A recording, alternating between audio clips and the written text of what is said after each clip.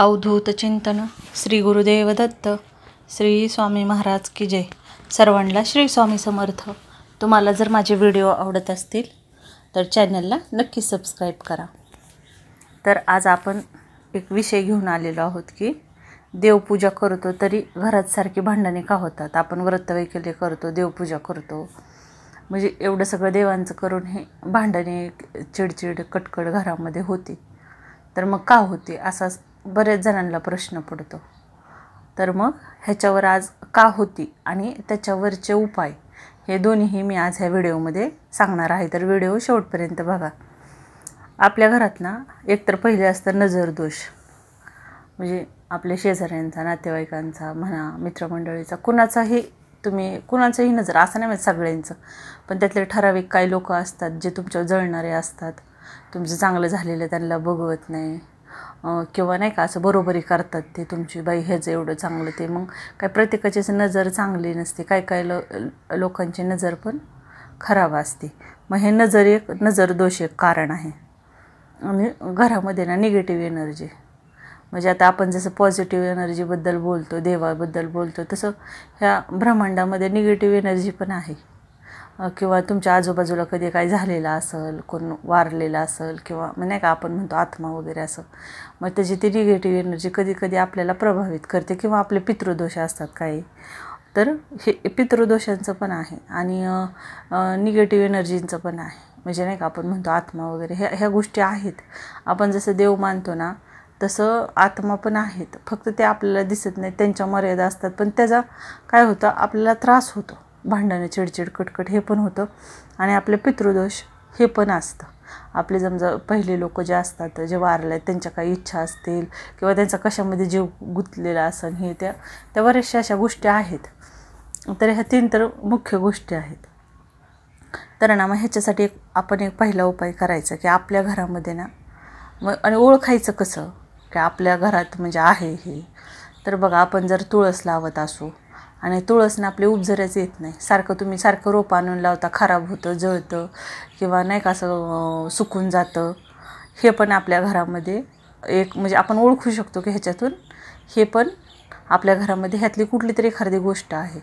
किंवा घरामध्ये बघा आपण म्हणजे नाही का एवढं छान सगळं आवरतं बिवरतं तरी पण कधी कधी प्रसन्न वाटत नाही, असं उदास वाटतं, हे पण कारण आहे। तर मग त्याच्यासाठी आपण काय करायचं, आपल्या देवाची तर पूजा आपल्याला करायचीच आहे, दिवाबत्ती, अगरबत्ती वगैरे देवपूजा छान अशी करायची आहे। आणि हे केल्याच्या नंतर बघा, अमावस्येच्या दिवशी ना आपल्याला एक सेवा करायची आहे। आपला नारळ असतो ना, नारळ घ्यायचा आणि भीमसेनी कापूर, तर संध्याकाळच्या टायमिंगला नारळावरती भीमसेनी कापूर ठेवायचा आणि तो पेटवायचा।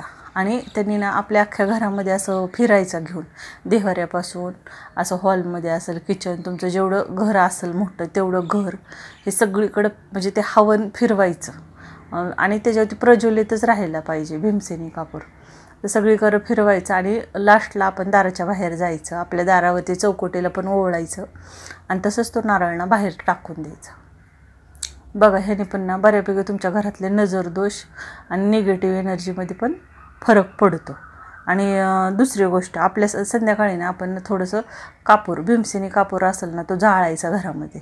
आता कापूरदानी भेटते किंवा मग आता मातीचं नाही का आपलं भेटतं, उदकचं भांडं, ते आपण हे करतो ते असेल तर चालतं, नाही तर मग शेवट तुम्ही आरतीचं भांडं असतं त्याच्यामध्ये जरी केलं तर थोडेसे तांदूळ, भीमसेनी कापूर जाळायचं आणि घरामध्ये सगळीकडं त्याचं असं छान फिरवायचं आणि छान वातावरण होतं घरामधलं आणि निगेटिव्ह एनर्जी बऱ्यापैकी कमी होते।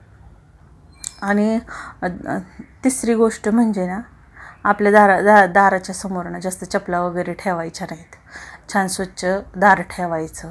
ह्या पण गोष्टी खूप इफेक्ट करतो आपल्या ह्याच्यावरती। आणि परत अजून एक गोष्ट आहे की खडं मिठाने ना फरशी पुसून घ्यायचं, पाण्यामध्ये खडे मीठ टाकायचं आणि फरशी पुसायची। अमावस्या पौर्णिमेला तर तुम्ही अवश्य पुसा। आणि तुम्हाला जर हे शोधायचं असेल ना तर तुमच्या घरामध्ये आहे का निगेटिव्ह एनर्जी, तर पाण्याच्या एक काचेचा बाऊल घ्यायचा, त्याच्यात पाणी ठेवायचं आणि त्यात खडं मीठ टाकायचं आणि तुम्हाला जिथं वाटतं नाही का बाथरूमच्या कोपऱ्यात वगैरे ते ठेवून द्यायचं। मग त्याचा कलर जर बदलला त्या पाण्याचा तर समजायचं की निगेटिव्ह एनर्जी आहे, आणि जर नाही बदलला तर मग नाही आहे म्हणायचं। हे पण एक तुम्ही करू शकता।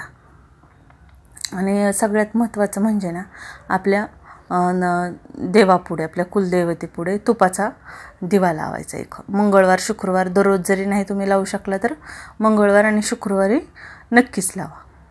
तर मग ह्याच्यामुळं ना बऱ्यापैकी तुमची भांडणं वगैरे कटकट कमी होईल, नजरदोष पण जाईल. आणि अमावस्या पौर्णिमेला काय करायचं, भात बनवायचा आणि त्याच्यात थोडंसं दही, भात आणि दही हे आपल्या म्हणजे जिथं कावळे वगैरे खातात ना तिथं नेऊन ते तुम्ही ठेवू शकता, की त्याने मग तुमच्या पितरांचे जरी काही प्रॉब्लेम असेल ना, हा छोटे उपाय बघा, करून बघा, तर प्रॉब्लेम सॉल्व्ह होतील.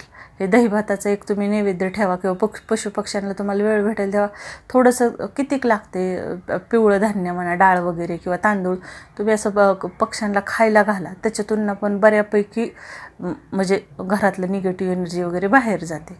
तर हे तुम्ही नक्कीच करून बघा आणि हे केल्याच्यानंतर बघा तुमच्या आयुष्यात काय फरक पडतो. तुम्हाला जर माझे व्हिडिओ आवडत असतील तर चॅनलला नक्की सबस्क्राईब करा आणि सर्वांना श्री स्वामी समर्थ.